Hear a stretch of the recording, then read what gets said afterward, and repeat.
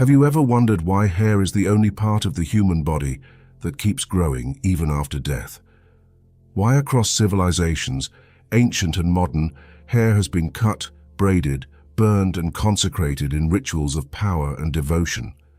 Could it be that your hair is not simply an accessory, but a spiritual instrument, an antenna through which the soul listens and speaks? For thousands of years, mystics, warriors and healers have treated hair as sacred, a thread between the body and the unseen. From Navajo trackers to Hindu sadhus, from African priestesses to biblical prophets, hair has carried a meaning far beyond beauty. Today, science itself shows us that hair records memory, stress, even traces of the environment you live in. It is at once physical and symbolic, material and spiritual. Before we begin, make sure to subscribe to the Mental Dose channel and join our Telegram community, where you'll get early access to new videos and insights on personal and spiritual growth. Now let's get started.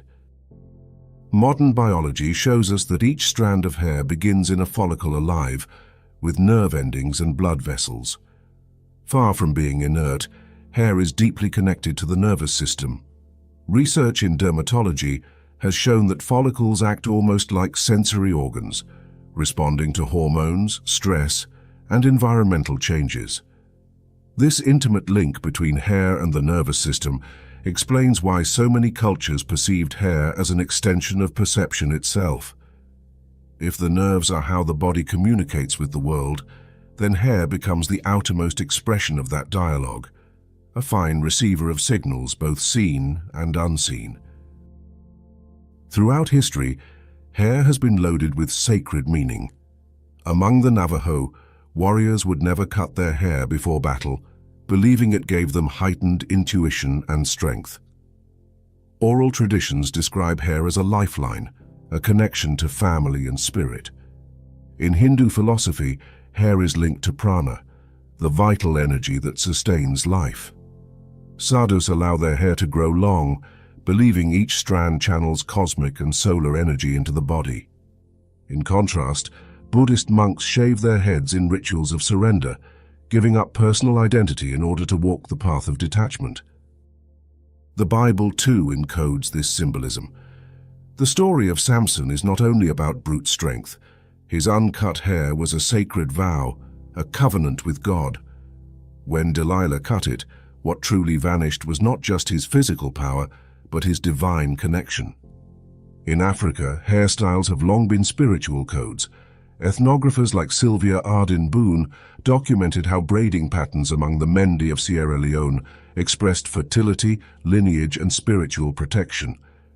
In these traditions, hair was so sacred that not everyone was allowed to touch it, because touch meant exchange of energy.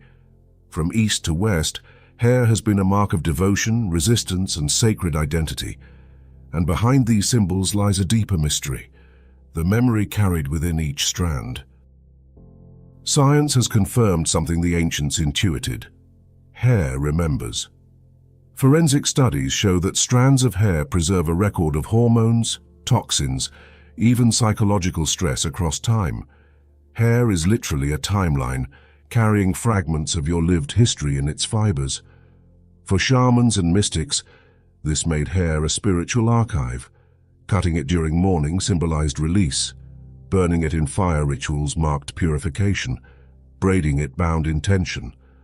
Across the Andes, hair was buried in the earth as an offering, sealing the bond between human life and cosmic cycles. This is why hair has been treated not just as matter, but as memory. It is the most visible extension of what we cannot see, the emotional and spiritual life woven into the body. If hair is memory and energy, then rituals with hair become acts of power.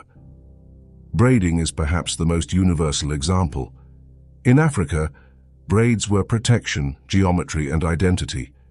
In Europe, wise women braided before ceremonies to contain and focus their power. In both cases, braiding meant weaving thought, feeling, and intention into a living shield. Other rituals involved washing or anointing hair. In India, Ayurvedic traditions used herbal oils like amla and neem not only to strengthen hair, but to cleanse the spirit. Across the Americas, people washed hair under moonlight with rosemary, sage, or lavender, herbs chosen for their purifying and protective properties. Even combing hair can be sacred. Psychology shows that repetitive grooming rituals lower stress and regulate emotions.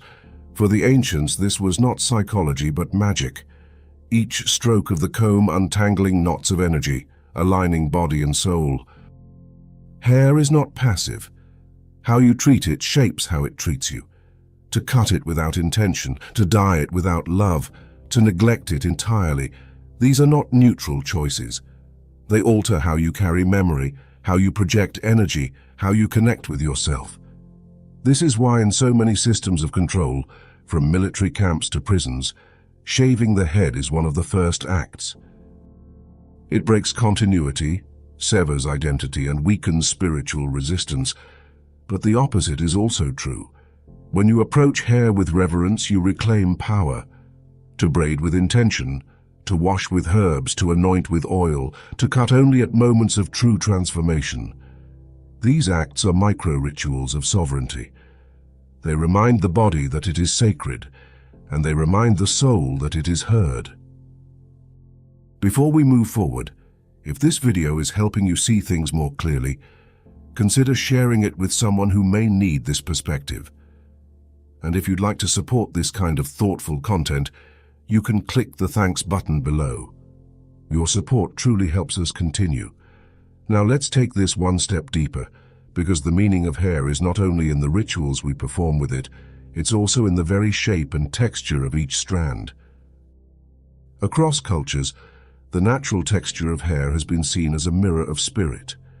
Straight, wavy, curly, or coily, each carries its own symbolism, its own story, and its own connection to the unseen. Straight hair has often symbolized clarity, order, and alignment. In East Asian traditions, long straight hair was viewed as a sign of harmony with cosmic flow. The smooth line of the strand was read as a reflection of inner discipline and balance. Samurai warriors tied their straight hair in the chonmage, not merely for practicality, but as a declaration of loyalty and spiritual focus. Wavy hair has been celebrated as the texture of balance, holding both the fluidity of straight strands and the body of curls. In Greco-Roman art, gods and heroes were often shown with gently wavy hair, signaling adaptability and the ability to live between extremes. Wavy hair became a symbol of moderation, embodying both flow and vitality. Curly hair, by contrast, has carried meanings of vitality, creativity, and fire. In African traditions, curls reflected ancestral power and resilience, each coil a sign of energy concentrated inward.